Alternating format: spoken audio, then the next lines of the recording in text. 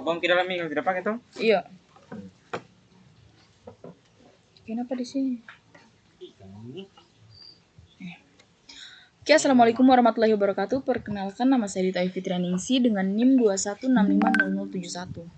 Nah, di sini saya akan menjelaskan tentang program pada example 1.3. Nah, di mana di sini ada yang namanya unit latihan 2. Nah, pada unit latihan 2 ini mendefinisikan unit dengan nama latihan 2. Artinya ini adalah sebuah judul. Kemudian kita masuk pada bagian interface. Nah, bagian interface dari unit ini dia merupakan salah satu perintah untuk mendefinisikan tipe data, deklarasi kelas, prosedur, dan fungsi yang akan digunakan oleh unit lain. Nah, kemudian uses. Jadi uses ini mendefinisikan unit-unit yang akan digunakan dalam kode ini atau dalam kasus ini. Nah, unit-unit yang digunakan adalah Windows, Message, sysutils, dialogs, dan std controls. Nah, unit-unit ini menyediakan berbagai fungsi dan komponen yang digunakan dengan pengembangan aplikasi DLP. Kemudian tipe, jadi tipe ini mendeklarasikan atau mendefinisikan tentang tipe-tipe yang akan digunakan dalam unit latihan 2 ini. Di sini ada tform 1 sama dengan kelas tform. Jadi tform 1 ini merupakan turunan dari kelas tform. Nah, kemudian mendefinisikan tentang Oke, sekarang kita masuk pada privat. Jadi privat itu dia sifatnya tertutup, artinya dia khusus. Lain halnya dengan public, jadi public itu dia lebih terbuka. Kemudian N, seperti yang kita tahu bahwa N itu dia digunakan untuk mengakhiri sebuah blok kode program. Oke. Sekarang pada bagian implementasi. Jadi implementasi itu di mana perintah untuk menjalankan atau mengimplementasikan sebuah program seperti yang tertulis di sini yaitu prosedur. Nah, begin. Seperti yang kita tahu bahwa begin ini merupakan sebuah perintah dimulainya sebuah blok kode program. Nah, N dia berfungsi untuk mengakhiri kode blok program. Kemudian kita masuk pada latihan 3, ya.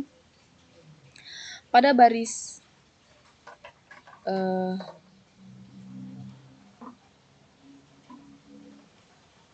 pada baris 25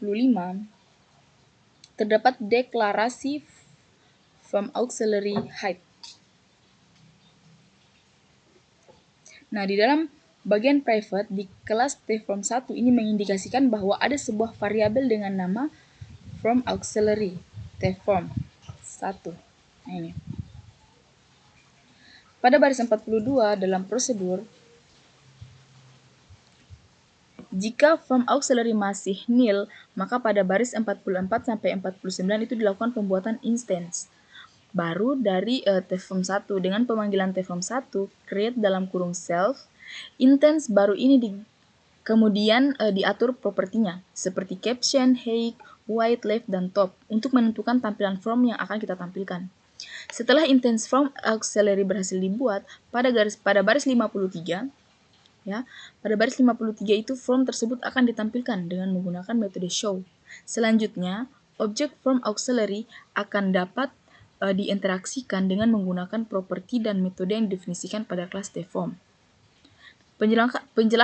Penjelasan langkah-langkah interaksi yang selalu berinteraksi. Pada baris 51, jika form auxiliary masih nil, ya, ini, jika dia masih nil, maka sudah ada instance yang terbentuk sebelumnya. Maka akan ditampilkan pesan auxiliary form already exist dengan menggunakan metode show message. Seperti ini. Metode show message. Auxiliary form already exist. Nah, kemudian pada baris 66 sampai 68 itu terjadi penghapusan objek form auxiliary dengan cara menyembunyikan terlebih dahulu menggunakan metode hide. Kemudian membebaskan dari memori menggunakan metode free dan mengatur variabel form auxiliary menjadi nil. Ini. Dia mengubah dari hide free menjadi nil. Ini.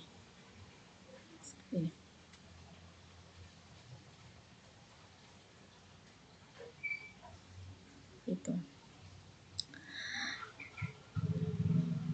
Nah, jika terjadi pengecualian saat menghapus objek from auxiliary, maka pada baris 72 ya, akan ditampilkan pesan auxiliary from does not exist. Ini. Auxiliary from does not exist. Dengan menggunakan metode show message, dengan demikian objek from auxiliary dapat dibuat atau ditampilkan, disembunyikan, dan dihapus sesuai dengan interaksi yang terjadi di dalam program. Saya kira berikut penjelasan saya mengenai latihan 2 sebagai example 1.3 dan latihan 3 sebagai example 1.4. Jika ada salah kata dan lain halnya, saya ucapkan maaf sebesar-besarnya. Saya akhiri ucapan. Billahi taufiq wal hidayah. Wassalamualaikum warahmatullahi wabarakatuh.